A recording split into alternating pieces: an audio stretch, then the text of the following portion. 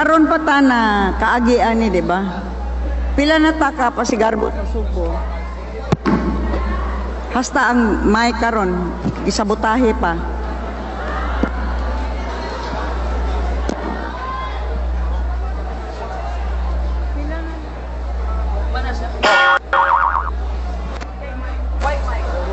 Ganun bang klase? Ito bang klase na magiging pinuno sa probinsya ng Cebu, si Gwin Garcia? Balik tayo kay Gwin Garcia, itong gobernadora ng Cebu, na super bastos, no?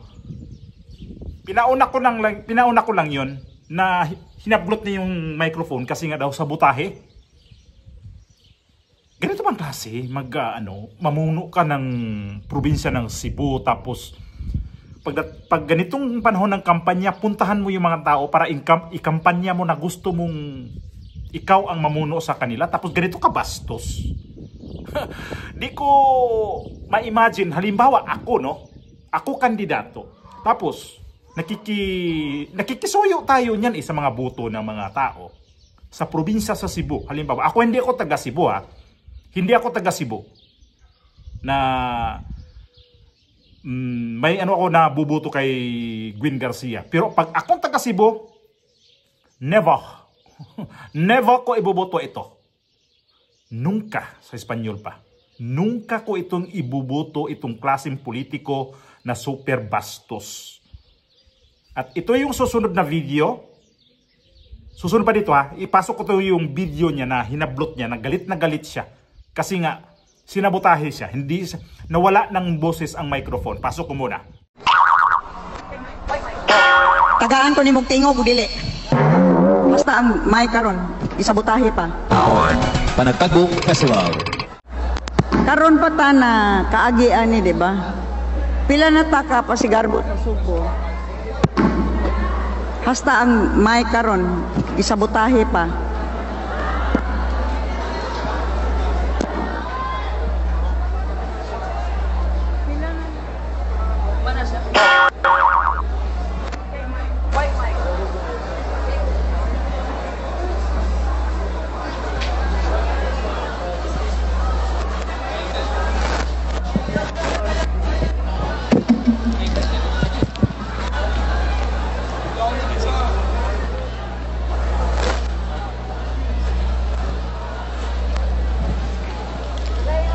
Tagaan ko ni mong tingog, dili. Pila na manika pasigarbo sa Sugbo. Karon pa nimi nahitabo. Sobra ra man kaayo ni kadaghan nga mga technical failures. Sobra na nga, magduda na malang taani. Again, I ask the Board of Judges, this is not their dili ni sala sa contingent. This is not the fault of the contingent.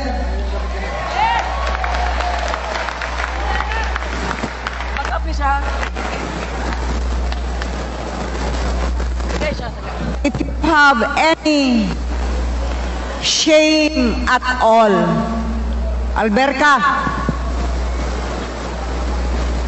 after this, I am going to forbid any of the towns and the cities to ever get Alberca again.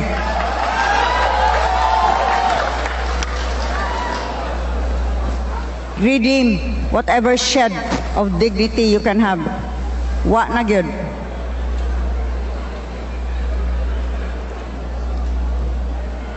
Repeat, please. Kung nagalit ka na wala ang audio sa microphone, dibilhan mo ng microphone. O kaya ayusin mo yung sound system, o kaya intindihin mo na lang Governor Gwin Garcia. Gobernadora pala. Ikaw ang mag-adjust kasi nandyan ka sa lugar na nangangailangan ka ng buto, nangangailangan ka ng suporta sa mga tao. Pero pag ganyan ka man lang kabastos, pag ako halimbawa taga Cebu, tapos ganyan ang ginagawa niya sa bastusan na. Bastusan talaga, bahala na.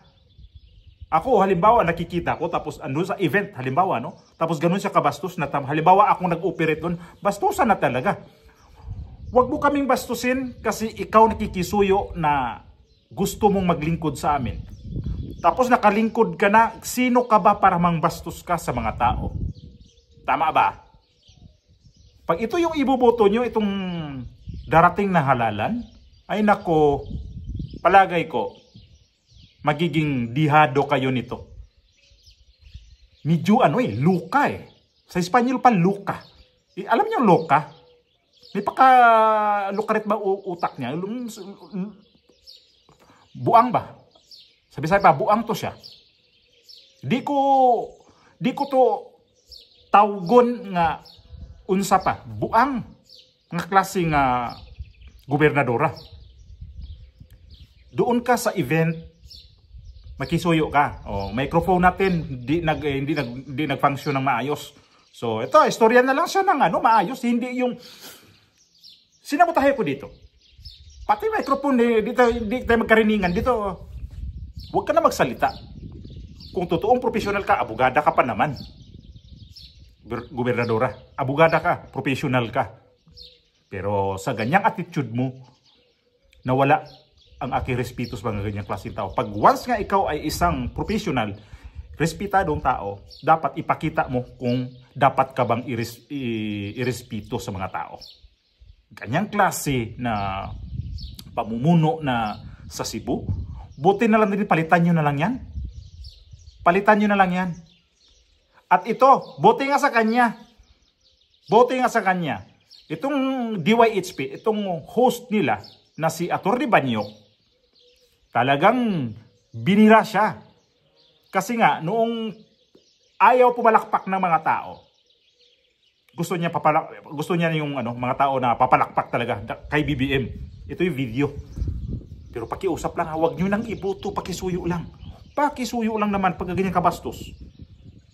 I-translate ko na ito ng i-translate ko na ito ng konti na naman na Tagalog. Kasi ako'y Bisaya, si Atty. Banyok, Bisaya, so parehas mi lamang kay di mi pareha og probinsya. Siya Cebu, ako silingan sa Cebu. Governor Gwen Garcia, mga kagalaan, mi adjust gamay kay pagpirmiro ko niya mahigalang kampanya, gusto siyang mamakpak ang mga tao.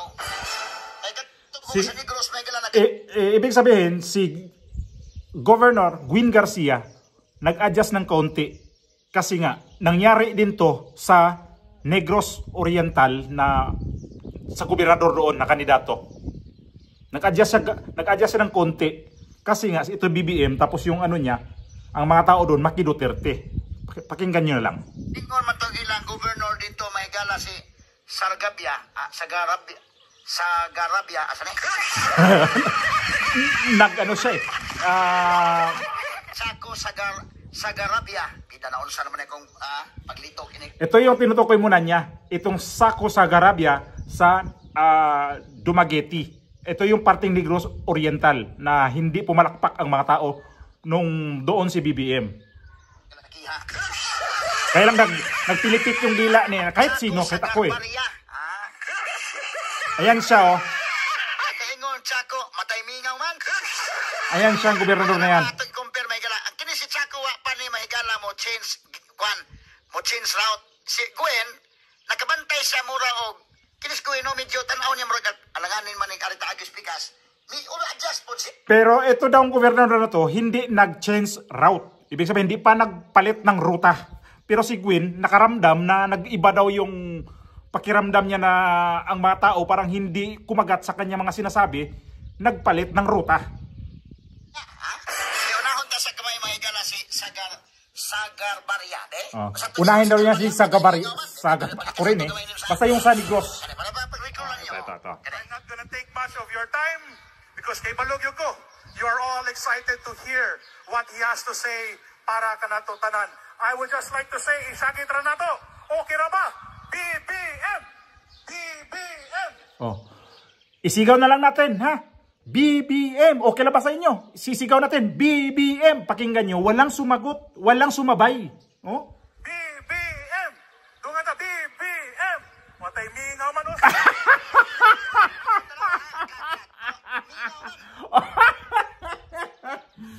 ay sabi niya, ay ang lungkot naman, ano ba naman to? Ano nangyari? Ano nangyari to? Wala wala ni isa na sumabay sa kanya. Kaya matay mingaw man. O ano ba to? Ang lungkot naman ito. Klaro man gina. Di man gina mahila. Legit man gina. Si Gwen pod, kini si Sagar.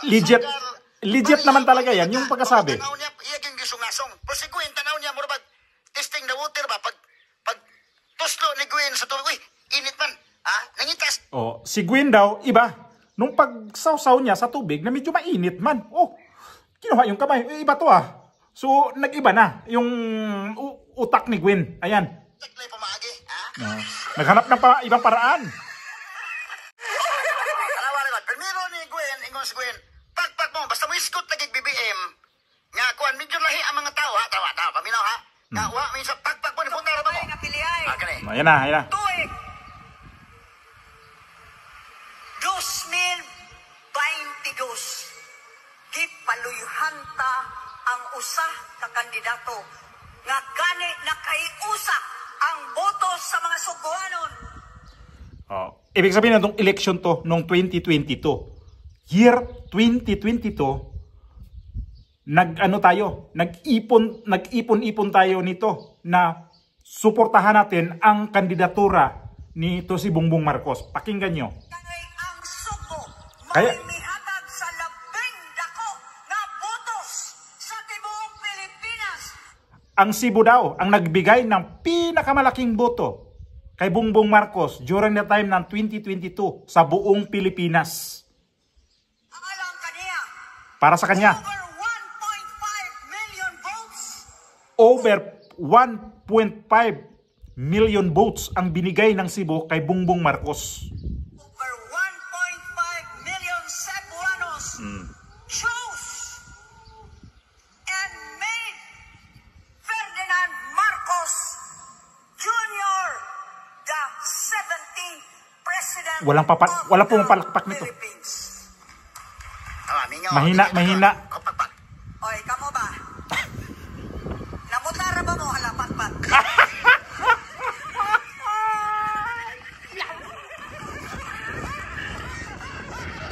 Ato yung kumpara na. Animal talaga to. Ito yung magiging gobernador nyo pala.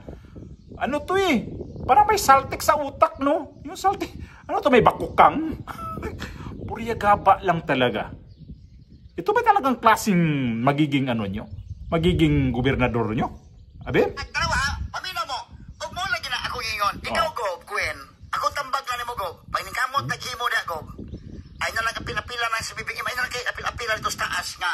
Ay no, buinog mo apil-apil ka, kanang imong dua ilang gamay kayo.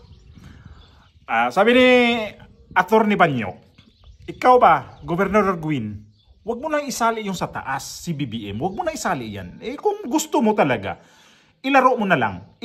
Wag mo na yung ano mo talaga i-insist na dito ka sa kay ano nito, kay Bongbong Marcos. Kasi mamaya-maya to, magpalit to ng mga sinasabi si Gwen Garcia. BBM yung kaklaro, ang mga tao medyo dili kayo mo sunod yun. Pero si Gwen, nahilang tanaw niya murag. Kaya si Gwen medyo maro sa di gamay. Ito si Gwen, mukhang ito si Gwen, mukhang may pagka yung maro-maro ba? Yung may pagka di ko maano kung ano ba sa mahirap kasi may pagkasiga ba? Sabi ko nga ito, may pagkasiga Yung bang listo, yung matalino siya na wala ditong side na to, parang mahina ako dito Dito tayo sa kabila naman para maano natin to, mabalanse. Pero mali ang kanyang ginagawa. Pinya, tanaw niya ay, murag init man. Tanaw niya may galagtuslo niya yung tudlo ba? Uy, di pa na init. Ano sa gihimo may galangguin, iyan nag-usap siya ron, nag-usap siya bago, pinalahin na po niya ron. Ayan. Ito, pag-usap balik ha, balik sa... Ito yung kailang ibalik mo niya ng konti at pakinggan natin yung sinasabi ni Gwen mamaya-maya. Balik sa nga, sana over 1.5 million Cebuanos, high-pitch sa daan kay nagtuo sa may galang ang mga tao, energetic na mo, pakpak sa niya na unsang waman. Sa sinabi na 1.5 million votes na binigay sa Cebu, akala ng ni Gwen Garcia ay papalakpak ang mga tao para kay Bongbong Marcos, pero hindi 'yun nangyari. Balik buksan na igop. Tawa ko no, bebe, balik. Ibalik niya, ibalik. Nga piliay. Tuig 2022. Gipaluyhan ta ang usa ka kandidato. Ibig sabihin ng paluyuhan, sinusuportaan. Ang boto sa mga Subuanon kay ang Subo mao'y mihatag Kay ang Subo. dako nga botos sa tibuok Pilipinas alang kaniya. Over 1.5 million votes. Wala. Over 1.5 million Cebuanos chose and made Ferdinand Marcos Jr. the 17th President of the Philippines. Oh. Wala. Hoy, kamo ba? Ay, kamo ba? Namutara ba mo halapatpat? Oy, kayo ba? Bumuto pa naman kayo kay Bongbong Marcos. Hala. Clap. Yan ang ibig sabihin nun. Tanaw ni Gobernador Gwen, ato na ni Sharon ha? Ba mo ko nakakita na mo ani. Pero ato na ni Sharon, tanaw niya murag ayay, di magsilbi yun. Di magsilbi yun. Tistingan na ganyan ay. Natistingan na ng Gwen yun niya kung imo. I-analyze ni Atty. Rufil Banyok. Sinubukan to ni ni Gwen Garcia kung pwede ba yung estilo niya, pero hindi kinagat eh. Kung ipo si BBM, medyo lisod yun. Tanawa ang pakpak ha, paminawa ang pakpak ninyo, analisaran yung mayo. Ang pakpak gamay kayo. Murarag kato nila mga kauban, mga kailangan nga, mga drivers, mga tunila, katong ipagwan na yung series 1, mga kamatigunang pakpak. Mga driver, baka yung una dong pumalakpak, yung mga driver lang. Wala mo sunod ang ubang. Tawar ko na, bantay ko yung murag lahi nila. Loko rito si Atty. Banyok. Aritas pikas agi. So iyang gingon nga si Duterte ang iyang respeto na agyon. Mag-iba to. Napanood ko tong video na to, mag-iba to siya. Wa sa muda o Duterte o ga maayos Duterte hasta mga tao maipagpagkapakpak na. Obserbahan ninyo ha. Kani nga portion, bebe. Sige ko. Itong portion na to. Ito na 'yon. Rewind. Sugod. Umpisa tayo. Oh, ito na. President Duterte.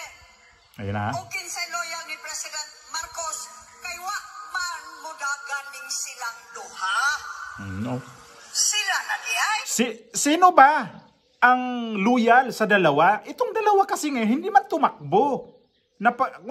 Ibig sabihin hindi tumakbo ka presidente. 'Yun ang ibig sabihin ni Gwen. Dili kita man. Oh. Hindi naman daw. Midterm election. Oh. Kasi hindi naman sila tumakbo ngayon kasi ibig sabihin niya tayo yun na tumakbo kasi midterm election. Nadugay na nakong Sa tagal ko nang sa politika. dito sa politika, Ang yun na nako. nakikita ko na Ang labing dakong sayop namo ang pinakamalaking mali. sa pagplano na kay may eleksyon nga umaabot.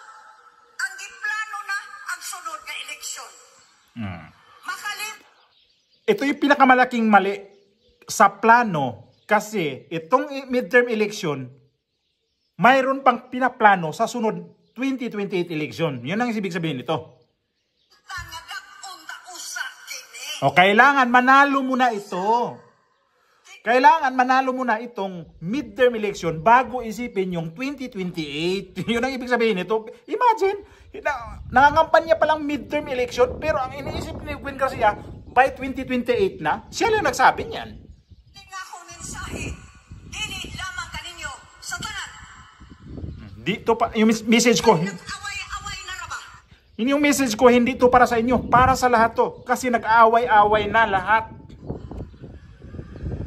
Kung kita mosuporta Tayo, kasamtamang kung tayo ay susuporta sa kasalukuyang gobyerno, administrasyon, aawayin tayo. Ano man, Bakit? nawa pa akong respeto ni Presidente Duterte? Bakit? Nawala ba ang aking respeto kay Pangulong Duterte? Wala. Ayan, pumalakpak mga tao. Pumalakpak mga tao. Payo na wa pa Doon. So, yun, nagbago ang kanyang statement. Nagbago kanyang statement doon. Marunong nga si Gwen Garcia. Pero yung pinakita niya kanina na binunot niya yung microphone, agree ba kayo doon sa magiging official ulit sa inyong probinsya sa Cebu? Ulitin ko, hindi ako taga Cebu. Pero, halimbawa, ako ibutante ng Cebu, never ko ibuboto to. Never, ha? Hindi ko talaga ibuboto si Gwen Garcia. Sa ganitong klaseng babae na to na mukhang lukaret, rumispito ka sa mga tao. Yung mga tao na hindi mo alam kung anong mayroon dyan. May mga doktor, may mga abogado, kagaya nito, ni Gwen Garcia. May mga professional dyan. Kung hindi man mga professional na dyan, irespito mo. Kasi, yan ang pagsilbihan mo eh. Humingi ka sa kanila ng permiso, humingi ka sa kanila ng patnogot o i-endorse ka sa mga tao na handa ako na magserbisyo sa inyo. Pero sa ganito, pinakita niya, ginan niya yung microphone. Ayun. Nawala akong respeto sa kanya. At ito, binira ng radio station ng DYHP itong si Atty. Rufil Banyok. Ayaw to sa mga media karamihan dyan sa Cebu. Nakikita ko yung mga stream na mga sa online. Ayaw na mga Kasi sabi ko, mukhang hindi talaga maganda ang attitude ditong si Gwen Garcia. Kasi pag ganyan ba naman, ka? Sinong may ganang susuporta sa'yo? Sa kabastusan mo. Walang respeto. Kaya, Cebu, kung sa tingin ninyo matino itong kalaban ni Gwen Garcia, si Pam Baricuatro, itudo nyo na.